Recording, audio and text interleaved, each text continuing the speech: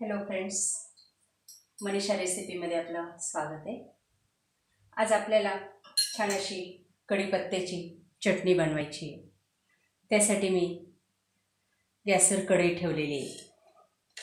त्या कढईमध्ये एक पळी तेल टाकलं आणि हा स्वच्छ धुतलेला कढीपत्त्याची पानं टाकली। ही पानं आता गॅसवर आपल्याला भाजून घ्यायचे।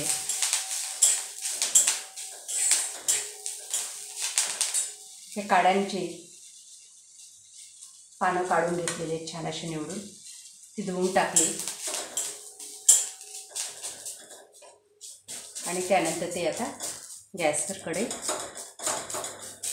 कडक होण्यासाठी ठेवलेली आहे। थोडंसं तेल टाकलं त्याच्यासाठी पटकन होण्यासाठी। आता ही पानं आपण भाजून घेऊ। हे कढीपत्त्याच्या चटणीसाठी लागणारं साहित्य म्हणजे कढीपत्त्याची पानं, थोडंसं तेल, लाल चटणी, लसूण, मीठ आणि थोडी साखर, एवढ्याच वस्तू लागतात। ही चटणी बरेच दिवस टिकते, 8-15 दिवसापर्यंत आपण तिला खाऊ शकतो।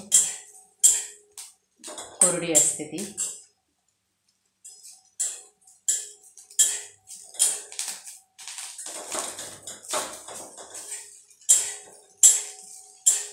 मग आता पाण्यात हळूहळू कडक व्हायला लागलेली आहे।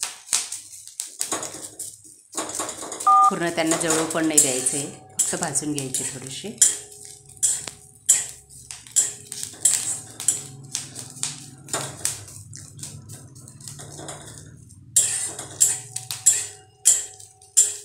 कढीपत्त्याचे उपयोग तर आपल्याला माहितीच आहेत आणि म्हणून मग अशा पद्धतीने जर चटणी करून आपण कढीपत्ता खाल्ला तर ते कढीपत्त्याचे सर्व गुण आपल्याला मिळत असतात। बघा आता भाजली गेली ती पानं, गॅस बंद केला। आता मिक्सरचं भांडं घ्यायचं आहे।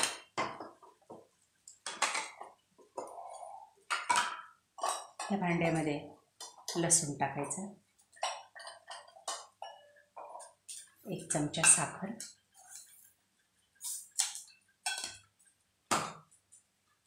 त्यानंतर अर्धा चमचा मीठ, थोडीशी हळद आणि 1 चमचा चटणी।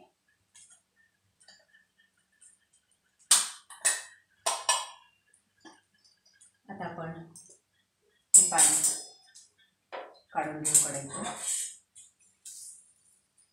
कडक झाले बघा ती अर्धवट।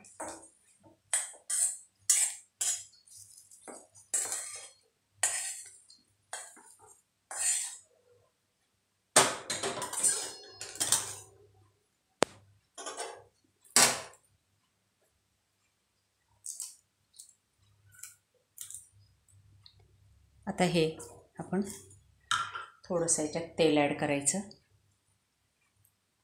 पाण्याच्या ऐवजी आणि ही चटणी आता मिक्सरवर बारीक करून घ्यायची। बघा या ठिकाणी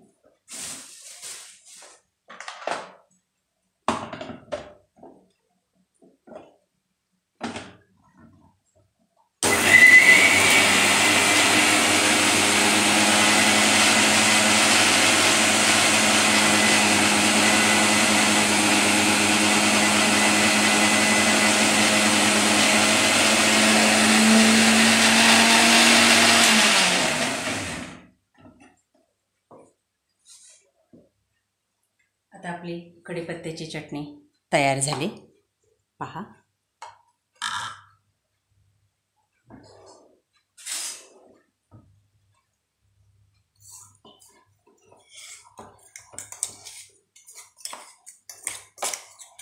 आता हिला आपण एका वाटीत काढून घ्यायचं आहे आणि भाकरी पोळीबरोबर खायला काही हरकत नाही। अतिशय छान अशी चटणी आपली जमलेली आहे। ह्या ठिकाणी मी काढून दाखवते।